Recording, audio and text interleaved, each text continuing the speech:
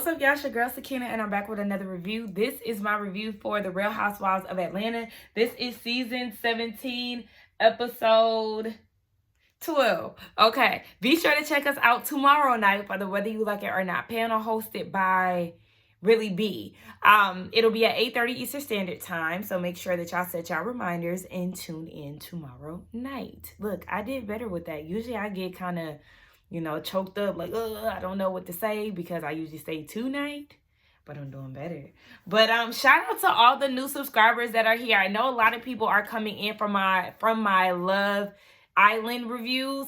We are trying to get to 7,000. I am about 11 subscribers away. So, of course, I want to get to 10K. And we're slowly getting there. And I've been extremely patient. Okay? But I do want to give a big shout out to all of the new subscribers that I have. Again, drop down in the comments, introduce yourselves, and all that good stuff. And let's go ahead and get into this review. So it opens up with Cynthia visiting Angela's house. When she pulled up, I was like, whose house is this? It looked really nice. And shout out to Angela because she looked really good in that green dress. And so Angela is saying that Cynthia is good company. They always have a good time together. And they start talking about the conversation that Cynthia had with Shamia when Shamia came over to her house. And she's like, she had all the smoke for you. She also started talking about things about her surrogacy. She mentioned her mom having some health issues. And Angela is like, oh, okay, so that's what's wrong with her. Cynthia suggested that Shamia go to therapy. And Angela in her confessional is saying that therapy will make you take chances. It'll also have you confronting people that you've, had issues with. And this is the thing that I have with Cynthia. Why did you feel the need to give her any additional information about her mother, her surrogacy journey? You know that Angela and Shamia are not seeing eye to eye right now. I don't think that it's smart that you give additional information to somebody that you know does not care for Shamia. That's messy. It was unnecessary, and I was definitely side-eyeing you for that. Now, with Angela, she's still dealing with the passing of her mother. She said it felt like so long, and it's only been a year. But she wants to do something in her memory, like a celebration of life. And Cynthia was giving her ideas, and they landed on a basketball game with Charles being involved, like a referee or something like that. So we know all the girls will get together for this game. Quick scene with Porsha over at Mama Diane's house. This is going to be the last time that she's over there because the house is getting offers. And so I was very shocked that little PJ actually said something. She told her grandmother, hey, and then told Porsha, okay. I said, she is a silent girl, so she doesn't really say too much. So I was definitely surprised to hear her say a little something. But Porsha and her mama, they have a talk, and Porsha is saying that they had a good time skating, and it really renewed her faith for the group because, they really haven't been that good. But her and Phaedra are planning a group trip to go to Scotland based off of them both being on Traders. So I think this is a really good idea. Now, I do know that New Jersey, Housewives of New Jersey, they did go to, no, that was Ireland. Child, they in the same area. Never mind. But I am interested to see how the ladies get along in Scotland. I know that Shamia and Porsha are going to get into it, but hopefully that's at the tail end of it. I don't want that to be the basis around the trip. But anyway, I think it was cute when Porsha said in her confessional, get rid of the traders and be faithful to the friendships. That's really cute. They talk about Dennis and him bringing over the ring. Obviously, Porsha did admit that she was triggered by it. She understands that Dennis wanted her to choose between him, Mike, and Sway, but she can't choose anybody. She's choosing her. She wants to be single and gently dating. She feels like it's super liberating to be at this state, but I do feel like it was short-lived, baby, because you're in a full-blown relationship with Sway now. So how long was it? I'm very curious to know the timeline of when they decided to be in a relationship versus, her divorce or whatever. But yeah, Porsha says she getting to know her, and I mean, it sounds good, but at the end of the day, she already knew that she was ready to hop in something else. Kelly is on her way to go see a financial advisor. I said, all right. Now, anytime people film reality shows, like, how Kelly was walking into the building, like the cameraman, he got to walk backwards. Like, I feel like that's a lot of work. I always think about that. But anyway, yeah, she's on her way to go see a financial advisor. And he wants to know her finances, obviously. So business-wise, she said that her McDonough location brings in about $70K a month, but the Sandy Springs location brings in $15K. Now, I will say that this is very brave of Kelly to do, to talk about her finances on TV, because people already pick it apart. And so to put it on TV, it's like, okay, wow, yeah, the audience is really in your business. But she says that the Sandy Spring numbers really scare her. She's usually used to opening restaurants and them doing well off rip. And so this is definitely new territory for her. He wants to know what's coming out of her account. And so they really get into her personal finances. Her car is $2,000. Her insurance is $600. Her self-maintenance is around $2,500. Her hair is $1,500 plus. More like $3K. Why? Why? Your hair is not laid. Your hair is not giving Porsha status. Your hair got to look like Porsha and Phaedra's for me to believe that you spending $3K on your hair. Absolutely not. Fire the stylist. Her clothes, she spends about $8,500. Why? Why? Because again, since Paris left, the style ain't been the same, baby, unfortunately. So basically, she spends about $22K per month. No, he's telling her, you got to cut some of this shit back. Get rid of that housekeeper, the cha-cha. She was like, not you trying to get rid of my dog. No, it's the foolishness that comes with it. The lashes, the dyeing, and all that stupid shit when it comes down to your dog, who is ugly, by the way. Absolutely not. So in her confessional, she's saying that she was really a housewife. She never really had to pay for anything. She didn't understand, debt because she never really had any. My thing is, you had a child before this man that you married, before your husband. So how are you taking care of Chloe? Like, I want to know that, because there is an age gap between her and her daughter, Chance. Oh my gosh, speaking of Chance. So Chance just turned 14. And Kelly did this photo shoot for her where she basically had on like a leotard and like a candle smoke or whatever. Like, you know how adults usually do birthday photo shoots these days. I thought it was very not age appropriate. Let me say that. I was like, whoa. And then you're putting this on the internet. It was too grown for me. Maybe I just got too much of an old mentality, but I was like, absolutely not, Kelly. You think this is cute? It's not. It's actually weird that you would put this on here, but everybody would seem to be going up for it in the comments. Anyway, yeah, you had a child beforehand. How was you taking care of your daughter then? Were you budgeting? Was your family taking care of her? Was the baby daddy taking care? Like, I need to know. Were you kept in that relationship too? I would like to know. I don't know. And I just kind of feel like it's a bit hard for me to believe that she was just so oblivious to finances, because you and your husband ran these restaurants, right? And not saying that she doesn't have like a bad spending habit. That's just what it sounds like to me. It sounds like it's not like you were unaware of, how to do certain things. It just seems like you're irresponsible when it comes down to money and budgeting. And you're just relying on you being an ex-housewife or whatever. And that's the excuse that you're running with. But I'm hoping that she tightened up, because at the end of the day, yeah, you got to cut some of this budget down, because absolutely not. Hey, you really about to irritate me. And like, she goes to the doctor, right? And he said that she recovered from the infection procedure. And so she wants to know what's the next steps. Because in her confessional, she's saying that this silicone being in her body has changed her life. She's been dealing with this since the age of 35. And she wants to know what needs to be done for her to get a lift and fix the scars. Why are you doing this again? Like, when is enough enough? I genuinely don't understand. And if you are considered a chronic pain patient and you've undergone 15 surgeries due to the injections that you had in your ass, you now are inquiring about implants? It's too much.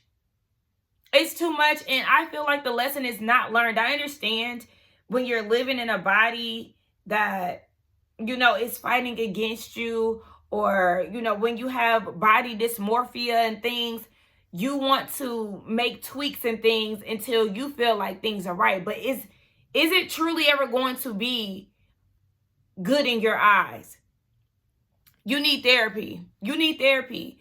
And it's starting to give glutton for punishment, because yes, we've seen you document your journey of getting the silicone removed, and it'll never be removed from your bloodstream, unfortunately. So this is something that you'll continuously deal with. But instead of trying to be healthy in the body that you're in and the state that you're in, you're still willing to undergo cosmetic surgeries to continue to enhance your body. You look fine. You look really good. How many more surgeries will it take? Like, are you not afraid to go under the knife? And this is why people say doing plastic surgery is a gamble, because once you tweak something, then you start looking for other things to adjust. And then next thing you know, you've undergone so many surgeries. Undergone. I don't know, so many surgeries. And it's like you'll never truly be satisfied, because you're looking for the next thing to tweak or to fix.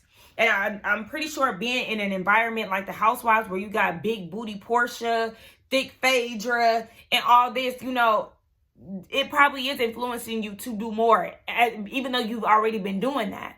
But you got to start putting yourself first and considering your health, because the fact that you're still willing to do this is mind-blowing to me. Seek help. And another thing, you can't even sit on your ass. The doctor was telling you don't sit on your ass so you can recover, but you want to go and get implants?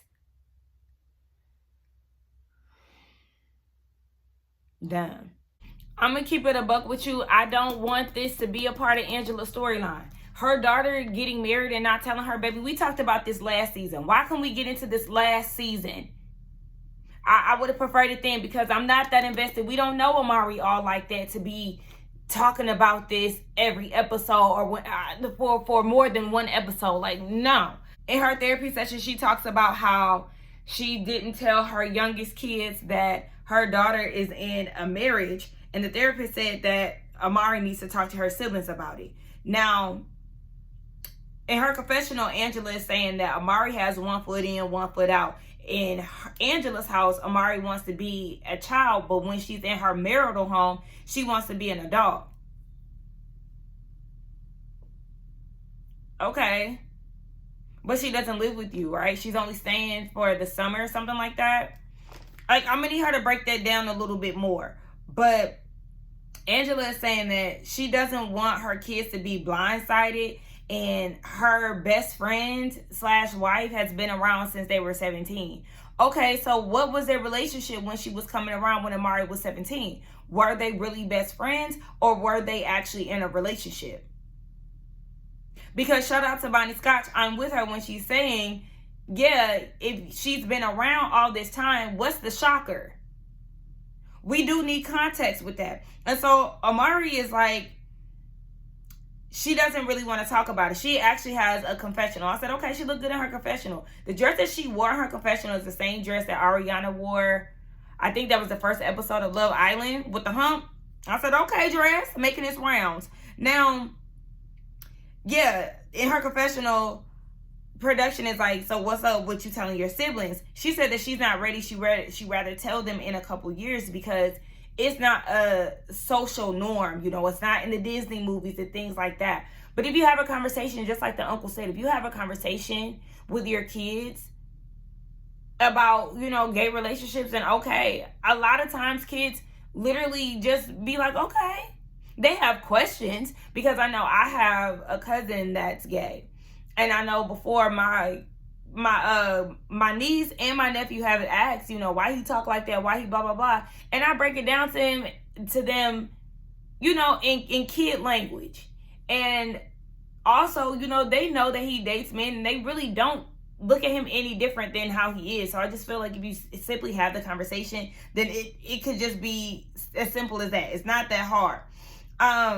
But Amari is like, well, yeah, let's get down to the root of it. Since we open it up, like, let's really talk about it.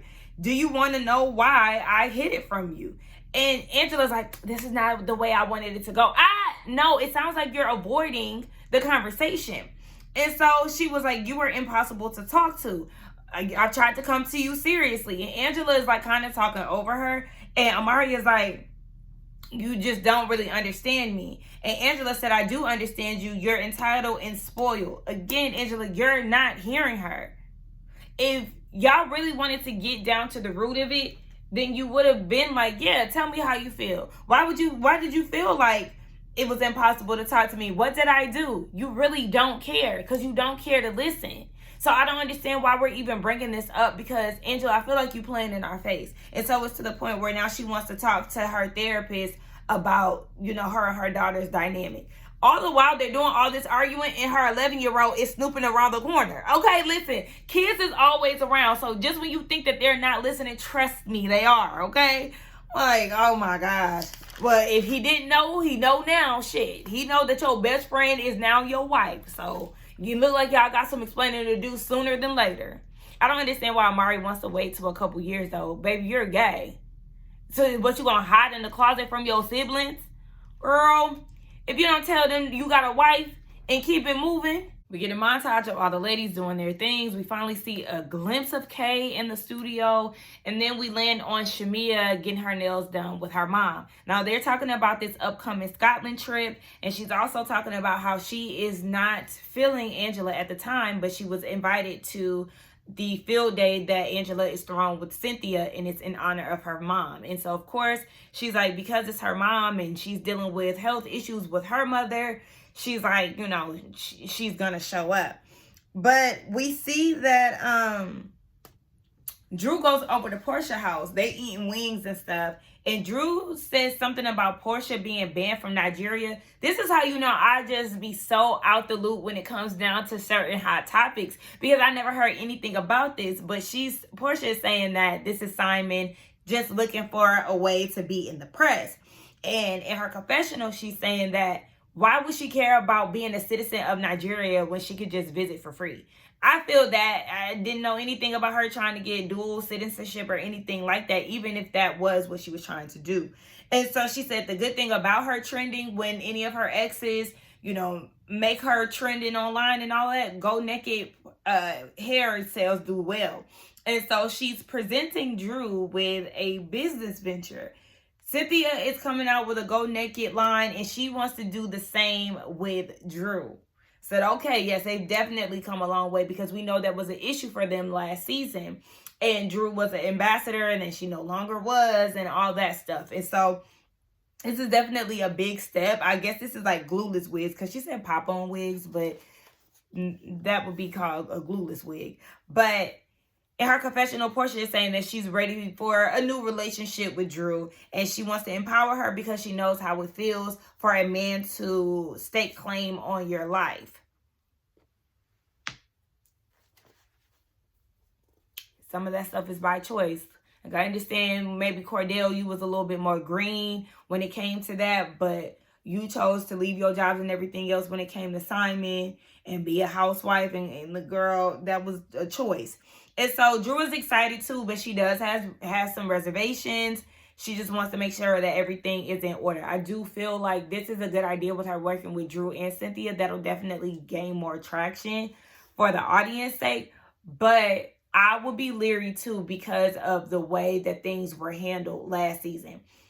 Let Porsha be upset about something that you've done, and suddenly your business is being in jeopardy because Porsha didn't like the way that you were handling things. We already see how she was acting with Dennis and Drew last season. So, yeah, girl, tread extremely lightly. Kelly is house hunting with her realtor, and the budget is $4K a month. However, the townhouse that Kelly is looking at is $7K a month. And so her realtor is like, you're going to have to suffer for a minute, boo. Okay? You're going to have to downsize. Because Kelly is like, yeah, my ex-husband ain't helping and all of that. So, like, what we looking at? It's looking like you need to stay where the hell you at. Stay at Shamia house. I understand that you want to keep the same lifestyle for your kids are similar.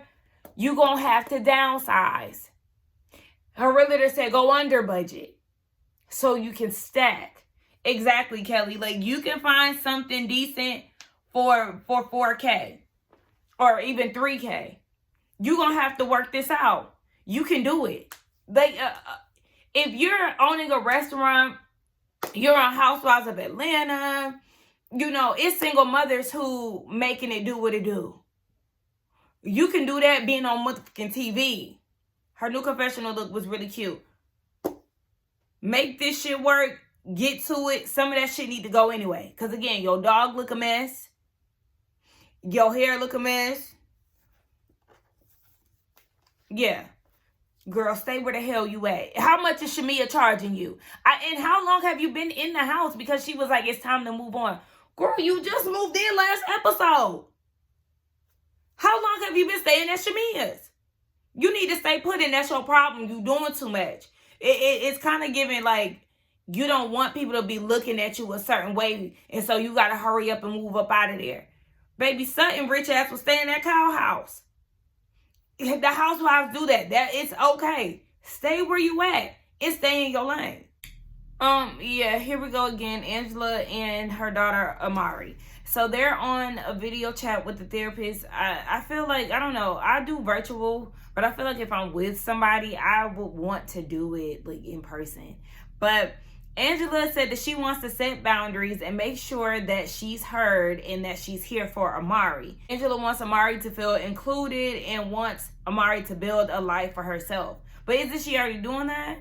She's married. She lives with her wife and all of that. Isn't she already building a life for herself? She also doesn't want Amari to punish her for, you know, giving her that space. That's what it sounds like. Now, in her confessional, Amari's saying that she doesn't understand why she has to tell her siblings about her lifestyle. She feels like it's not relevant. But if you're going to have your wife around and if y'all are going to be, you know, PDAing and all of that, why not have that conversation with your siblings? Like, girl, you're going to have to grow up. Like, in this aspect, it is giving, you know, a lack of maturity. But she said if she isn't comfortable with having a conversation with Angela, why would she think that she could be open with her siblings? And I understand that too, because it's obviously a hard conversation for her to have with her mom. And because of that, she's probably built a wall up surrounding that conversation. And then on top of that, there's an added layer with it being something that you have to tell younger kids. And so you have to break it down in layman's terms and things like that. So I can see how it could be challenging. Amari is telling the therapist that Angela pushing her away and setting boundaries is making it seem like she doesn't need her. And with the passing of her mother or her grandmother, Amari feels like she needs Angela more than ever. Typically, when it comes down to them feuding, the grandmother would be the middleman, and them not having that is very difficult.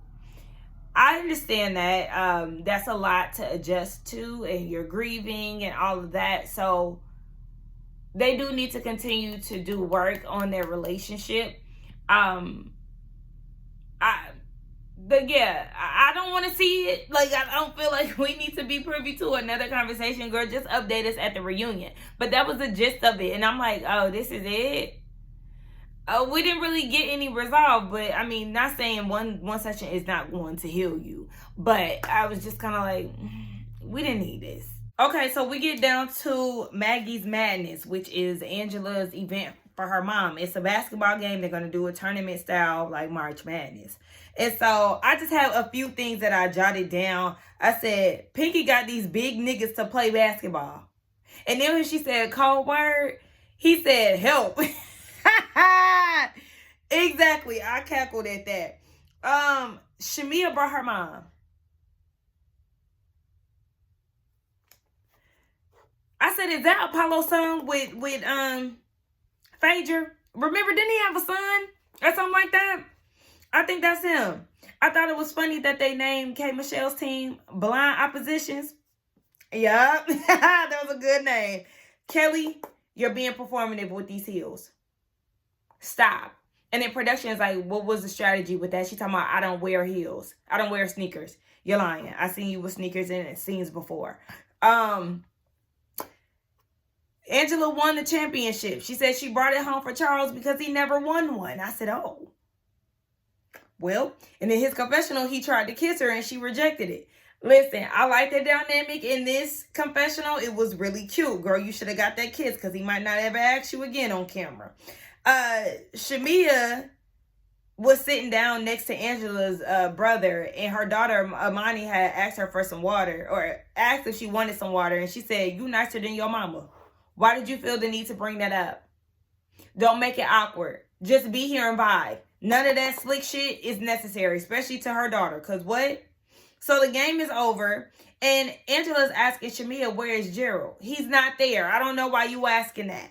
And so Angela was like, yeah, I was heard that you said that I was attacking your marriage.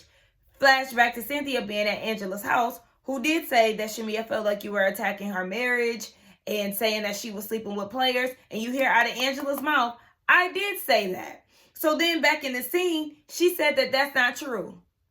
Is that not an attack on the marriage? You insinuating that she's cheating on her husband with NBA and NFL players? Angela, come on. You're not that dumb. Let's not play that. She was like, I feel like you're spreading this narrative. A narrative of what, Angela?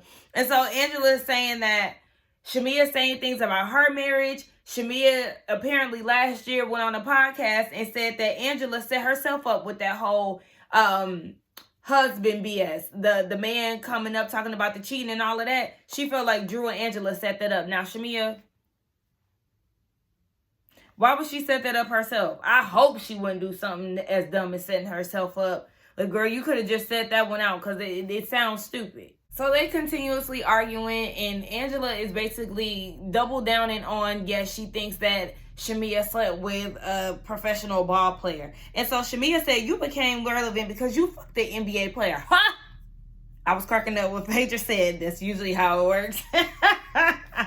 But yeah, like, come on, Angela. I'm going to need you to go somewhere with this BS. I was with K. Michelle when she said in her confessional that at this time, Angela, you have more important things going on. AKA the event that you're hosting for your mom. Like, why did you decide to try to beef with Shamea at this time? This easily could have been a Pinky event 2.0 where y'all just literally have fun and nobody's bringing up any drama. This was not the place nor the time to do that. And so, because they're going back and forth, Porsha interjects and Angela interrupts her and was like, I would never mention your name to Shamea. And Shamea is like, thank you, and walks off. So then Porsha was like, y'all have more issues than me. Angela said, no, it's not. Yes, it is. Y'all are literally dealing with the issue that y'all have amongst each other right now about you saying that Shamea is sleeping with basketball players and putting out there bad shit about her marriage. Is that not an independent situation outside of Porsha? And so Angela is like, it all started in Nashville. So then you get a cosign from Drew talking about sure did. Your issue with me started off with Porsha. Y'all are literally proving Shamea's point about how y'all keep bringing up Porsha when she wasn't even the topic of discussion. And then suddenly y'all put it on Shamea as if Shamea was doing something wrong when y'all are the ones who bring it up. Angela, Drew, and you can add Cynthia in that shit too. Like, y'all are doing too much. And so Cynthia was like, I thought that you and Drew squashed y'all's beef, Shamea. Like, what's going on? I thought y'all was working on it. And Drew was like, there's nothing to talk about. She got up and left. And Shamea said, that's because you was calling me a lap dog, so I left. So Porsha's like, well, whose lap was she sitting on? And Drew drinking her drink, nobody saying nothing. And Porsha's like, I'm sick of my lap. Why didn't anybody say that Drew was saying that in regards to how Shamea was with Kay? Y'all just left it there to make it seem like Porsha was still fresh on Shamea's mind, and that wasn't even the case. Drew made that comment because Shamea was sticking up for Kay. Like, what are we talking about? It just really irritated me. And again, I just can't believe that we're still going back and forth with this. Obviously, there's some unfinished business between Porsha and Shamea that they do need to discuss. But the ladies keep talking, I don't talk about you and Porsha. I don't ever say that. But y'all be the first ones to bring up Porsha when y'all talk to Shamea. Like, this shit is annoying. And so Pinky is like, are y'all good? And Shamea was like, yeah, we good. And she was like, well, are you good with Kay? Because I sent some energy. And Shamea was thrown off like, what are you talking about? And she was like, I don't know. Yeah, I just feel a disconnect. And I think Cynthia agreed. Like, people are obviously picking up on something. I didn't pick it up from this scene. It's probably because there's just too much going on. But of course, Kay is not being honest. She's not talking about it. But in her confessional, she just felt like it was a pile on with Shamea. And so she didn't want to bring that up. And I understand her not doing that because it was a lot. And so they all do a group hug and thanking Angela for the event and all of that. I was cracking up when Shamia was like, and she went and tried to, she went in and tried to hug the group because y'all bitches just tried to jump on me and now y'all feel like we supposed to be on some fake kumbaya. Absolutely not.